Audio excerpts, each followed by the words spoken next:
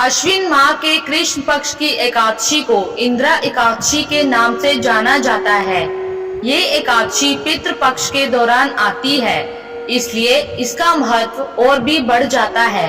हिंदू धर्म में इस बात का उल्लेख है कि इस दिन व्रत रखने से पितरों की आत्मा को मोक्ष की प्राप्ति होती है।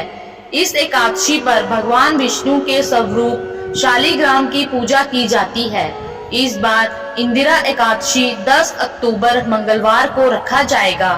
ऐसा माना जाता है कि इस एकादशी का व्रत रखने से व्रत रखने वाले को स्वर्ग की प्राप्ति होती है और व्यक्ति जन्म मरण के बंधन से मुक्त हो जाता है। हिंदू पंचांग के अनुसार इंदिरा एकादशी की शुरुआत 9 अक्टूबर सोमवार को दोपहर 12:36 पर होगी और 10 अक्टूबर मंगलवार को दिन में 3:08 तक समाप्त होगी। उदय तिथि के अनुसार इंदिरा एकादशी का व्रत 10 अक्टूबर को ही रखा जाएगा। इंदिरा एकादशी व्रत का पारण अगले दिन 11 अक्टूबर को सुबह 6:19 से लेकर सुबह 8:39 के बीच होगा। अन्य एकादशी की तरह इस व्रत का धार्मिक कर्म भी दशमी से शुरू हो जाता है। दशमी के दिन घर में पूजा पाठ करें और दोपहर में नदी में तर्पण की विधि करें। श्राद्ध की तर्पण विधि के पश्चात ब्राह्मण भोजन कराएं और उसके बाद स्वयं भी भोजन ग्रहण करें। याद रखें, दशमी पर सूर्यास्त के बाद भोजन ना करें। एकादशी के दिन प्रातः काल उठकर व्रत का संकल्प लें और स्नान करें। एकादशी पर श्राद्ध विधि करें एवं ब्राह्मणों को भोजन कराएं।